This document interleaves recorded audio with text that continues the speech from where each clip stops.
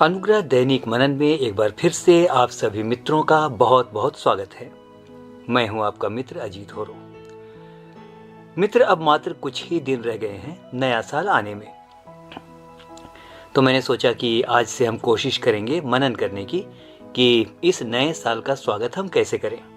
दूसरे शब्दों में, इस नए साल के लिए हम किस प्रकार से तैयारी करें, ऐसी तैयारी करें कि ये नया साल अन्य वर्षों से अनोखा होने पाए, ज्यादा आशीषित होने पाए। मित्र, इससे पहले कि हम आज के मुख्य मनन में चलें, कुछ बातें आपको बताना चाहता हूं। दुनिया में नया साल मनाने का अलग अलग तरीका है। न्यूजीलैंड में ऐसा होता है कि लोग नए साल के दिन किसी नदी के पास जमा होते हैं या पानी के बहाव के पास। वे कागज की नाव बनाते हैं और उस नाव पर नए साल का नाम लिखते हैं। जैसे इस साल 1 जनवरी को वे नदी के किनारे जमा होंगे और नाव पर, यानी कागज की नाव पर लिखेंगे 2022। फिर वो क्या करते हैं कि नाव को पानी में छोड़ देते हैं और वे देखते हैं कि उनकी नाव ठीक से तैर रही है या नहीं। यदि ठीक से तैरती रहे और तैरती तैरती आंखों से ओझल हो जाए तो बहुत खुश होकर के ताली बजाते हैं और मान लेते हैं कि उनका नया साल अच्छा बीतने वाला है। लेकिन जिनकी नाव डूब जाती है वे दुखी हो जाते हैं, क्योंकि वे ऐसा समझ लेते हैं कि उनका नया साल अच्छा नहीं होगा। क्वींसलैंड, ऑस्ट्रेलिया में कुछ लोग नए वर्ष का उत्सव मनाने के लिए जंगल में जमा होते हैं और अपने साथ कुछ पेंटिंग्स लेकर आते हैं। उन्हें कुछ दूरी पर रखकर उस पर तीर से निशाना लगाते हैं। यदि तीर निशाने में लग गया तो वे मानते हैं कि नए साल में वे अपने लक्ष्यों को प्राप्त कर लेंगे, और यदि नहीं लगता है तीर सही निशाने पर तो वे मायूस हो जाते हैं। मित्र, ये तो हुई दुनिया की रीति। सच है कि हम अपना भविष्य नहीं जानते, ये बिल्कुल सच है। We do not know our time. किसी ने बहुत अच्छी बात कही है। उसने ये कहा कि मैं नहीं जानता कि मेरे भविष्य में क्या है, लेकिन मैं ये जानता हूं कि मेरा भविष्य परमेश्वर के हाथ में है। मित्रों, आज के दिन मैं आपसे विशेष रूप से 3 चीजों की चर्चा करूंगा जिन्हें आपको इस आने वाले नए साल में बिल्कुल नहीं करना है। तो आइए चलते हैं, उन चीजों की ओर ध्यान दें जो इस नए साल में हमको नहीं करना है। यदि हम ऐसा नहीं करेंगे तो हमारा नया साल आशीषित होगा, परमेश्वर हमें आशीष देगा। तो सबसे पहली बात, यदि पुराना साल कुछ अच्छा नहीं गया, कई बातों में असफल हुए, कोई ब्रेकअप हुआ या कुछ बातें ऐसी हुई जो अच्छी नहीं हुई इस पुराने साल में, तो सबसे पहली बात, मन में कड़वाहट मत रखिए। कड़वाहट इतनी बुरी चीज है मित्रों कि वह कब्र में दफना कर ही छोड़ेगी। मित्र, एक बात बताइए, मन में कड़वाहट रखकर या कटुता रखकर कोई अपना बाल नोचने, पांव पटकने और अधिक से अधिक गाली देने से ज्यादा क्या कर सकता है? मत जलिए। पुराने साल के लिए ईश्वर का धन्यवाद कीजिए कि उसने आपको संभाला। हाँ मित्र, धन्यवाद कीजिए। हम सबके पास पुराने साल का भयंकर अनुभव है। कोविड की महामारी ने हमारे बहुत से प्रियजनों को, परिचितों को, मित्रों और परिजनों को हमसे छीन लिया। लेकिन ईश्वर का धन्यवाद करें कि मृत्यु हमारे सर पर मंडराती रही, लेकिन हम जीवित हैं। लाखों लोगों की रोजी रोटी चली गई। उनके लिए सच्चे दिल से प्रार्थना कीजिए कि प्रभु उनकी भी सुधि ले। लेकिन धन्यवाद भी कीजिए कि ऐसे कठिन समय में परमेश्वर ने आपकी सारी जरूरतों को पूरा किया है। मित्र, प्रभु कुड़कुड़ाने वाले हृदय को या हमेशा कंप्लेंट करने वाले हृदय को पसंद नहीं करता। वो उनको पसंद करता है जो धन्यवाद देना जानते हैं। पहला थिस्सलुनीकियों 5 उसके 18 में वचन इस प्रकार से कहता है, हर बात में धन्यवाद करो, हर बात में, क्योंकि तुम्हारे लिए मसीह यीशु में परमेश्वर की यही इच्छा है।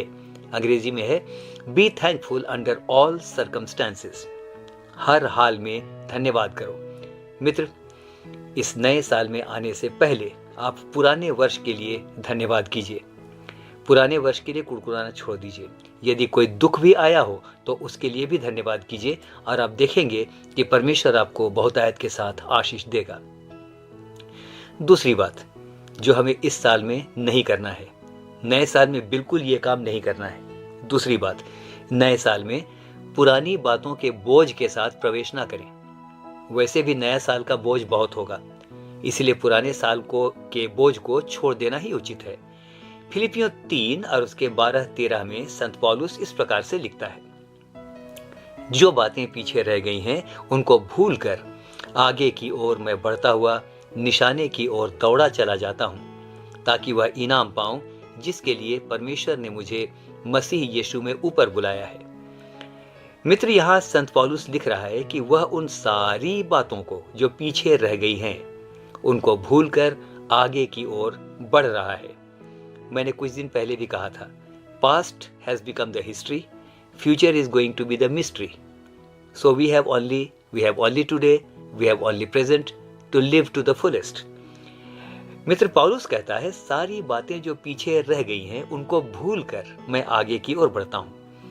यदि आप संत पौलुस के बारे में पढ़ें या जानते हैं तो आपको पता चलेगा, लोगों ने उसकी बहुत आलोचना की, बहुत बुराई की, मारा पीटा, बहुत से लोगों ने उसे छोड़ दिया, बहुत से लोगों ने उसे धोखा दिया, बहुत से लोग उसके खून के प्यासे थे। मित्र, यदि वो चाहता तो उन सारी बुराइयों को कटुता के साथ और कड़वाहट के साथ याद रख सकता था, बदला लेने की सोच सकता था, वो कड़वा जवाब दे सकता था कि अभी तो मैंने नहीं दिया, देखता हूं अब मैं उन्हें जवाब दूंगा। लेकिन मित्र, उसने यही उचित समझा कि वह सारी बातों को भूलता हुआ अपने लक्ष्य की ओर बढ़े, और यही वजह है कि वह एक अति महान और सफल व्यक्ति बन सका। मित्र, भूल जाइए कि किसने इस पिछले वर्ष में आपके साथ क्या बुरा किया, क्या बुरा कहा, किसने मजाक उड़ाया। मैं मानता हूं मित्र कि मनुष्य होने के नाते हमारे मन में कटुता आ ही जाती है, लेकिन यही कटुता की भावना, नोट कीजिएगा, हमारे मन, मस्तिष्क और शरीर पर बहुत बुरा प्रभाव डालती है। मैं कहना चाहता हूं, माफ कर दीजिए, इस पुराने साल की सारी बातों में जो आपके प्रति गुनाहगार हैं उन्हें माफ कर दीजिए और आगे बढ़िए। देखिए यशायाह 43:25 में स्वयं परमेश्वर क्या कहता है, मैं वही हूं जो अपने नाम के कारण तेरे अपराधों को मिटा देता हूं और तेरे पापों को फिर स्मरण न करूंगा। मित्र, यदि परमेश्वर हमें माफ करता है तो हम कौन है माफ नहीं करने वाले। हम कहते हैं, प्रभु तू तो हमें माफ कर, पर हम किसी को माफ नहीं करेंगे। तो ऐसा कैसे चलेगा मित्र। मत्ती 6 उसके 14 में वचन कहता है, इसीलिए यदि तुम मनुष्य के अपराध क्षमा करोगे तो तुम्हारा स्वर्गीय पिता भी तुम्हारे पाप क्षमा करेगा। तो मित्र, इस समय कहना चाहता हूं, बहुत बार बहुत सारी आशीषें हमें इसलिए नहीं मिलती कि हम क्षमाशील जीवन नहीं जीते हैं। हम कड़वाहट से भरे रहते हैं, हमारा मन कटुता से भरा रहता है, हम चिड़चिड़ाते रहते हैं। मित्र, ऐसे हृदय में भला प्रभु की आशीष कैसे वास कर सकती है। ऐसे हृदय में भला पवित्र आत्मा की शांति कैसे आ सकती है। तो आज के दिन आपसे कहना चाहता हूं, 2022 आने वाला है। कैसा 2022, यदि आज तक आप 2021 में ही जी रहे हैं। मैं कहना चाहता हूं, जिनसे संबंध ठीक नहीं रहे उनसे कोशिश कीजिए कि सामान्य हो, और यदि नहीं सामान्य होते हैं तो कोई बात नहीं, ऐसे लोगों को मन से निकाल दीजिए, ना प्रीति ना बैर। कहना चाहता हूं, पुरानी खुन्नस, चिढ़, ईर्ष्या और क्रोध छोड़ दीजिए, और आप देखेंगे कि परमेश्वर आपके नए साल को कैसी अद्भुत आशीष देता है। मैं भी हूं और आप भी हैं। आप इस बात की गवाही देंगे कि भाई सच में परमेश्वर ने हमें आशीष दी, जब से हमने कंप्लेंट करना और जब से हमने कंप्लेंट करना छोड़ दिया और हमने एक धन्यवादी जीवन को जीना शुरू किया। तीसरी और अंतिम बात जो आपको बिल्कुल नहीं करना चाहिए, इस नए साल की तैयारी जब आप कर रहे हैं तो ठान लीजिए नए साल में आप ये काम बिल्कुल नहीं करेंगे। तो तीसरी बात है, बिल्कुल बातों को मत टालिए, ढीले मत होइए, भीषण प्रतिज्ञा कीजिए कि नए साल में लापरवाही का जीवन नहीं जिएंगे, बातें कम करेंगे, किसी भी काम को निश्चित समय पर पूरा करेंगे। सभोपदेशक 3 और उसके 1 में वचन इस प्रकार से कहता है, हर एक बात का एक अवसर और प्रत्येक काम का जो आकाश के नीचे होता है एक समय है। मित्र, बहुत बार हमें लालच होता है कि हमें बात करना अच्छा लगता है, बात करना पसंद करते हैं हम कि बात करते रहें और इतनी बात करते हैं कि अपनी धाक भी जमानी होती है ना। इतनी बात हम करते हैं कि काम करने का कई बार अवसर नहीं मिलता। एक कठोर प्रतिज्ञा कीजिए कि जो कार्य मुझको निश्चित समय में करना है वो मैं करूँगा। सोचिए, यदि परमेश्वर समय से सूर्य ना उगाए, यदि परमेश्वर समय से वर्षा ना करे, समय से धूप ना भेजे, समय से फसलें ना हो, तो क्या होगा? वो एक व्यवस्था का परमेश्वर है, वो एक व्यवस्थित परमेश्वर है। हम उसकी संतान हैं और वो हमसे चाहता है कि हम भी अपने जीवन को व्यवस्थित रखें। तो बिल्कुल ढीले मत होइए, जिस काम को ठान लिया उस काम को पूरा कीजिए।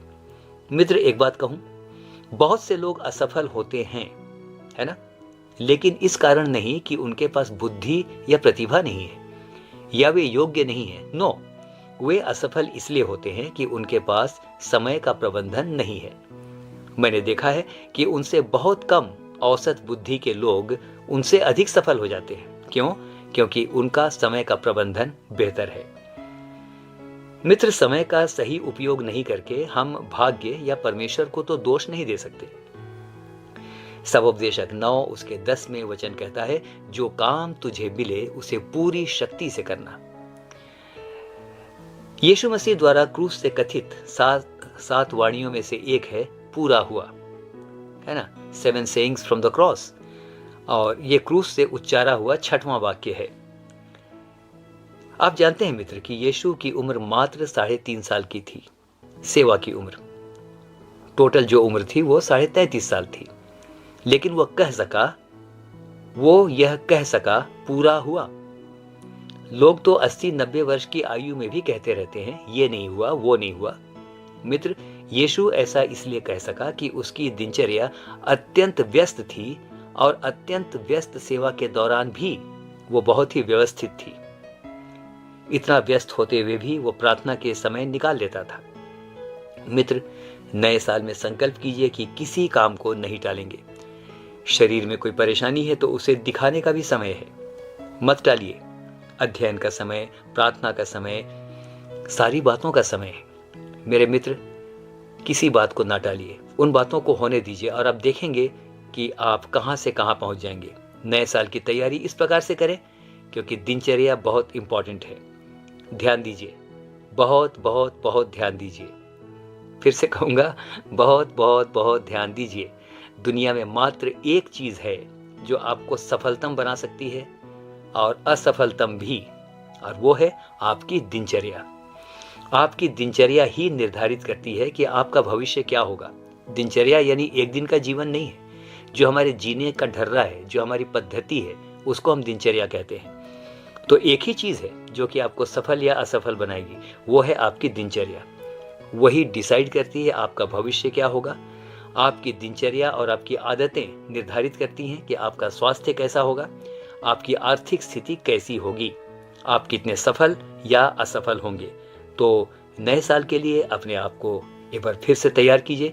नया साल आने में बस कुछ दिन बाकी हैं, तो उससे पहले हम नए साल के विशेष मनन में लगातार चलते रहेंगे। परमेश्वर आपको बहुतायत के साथ आशीष दे। आमीन और फिर से आमीन।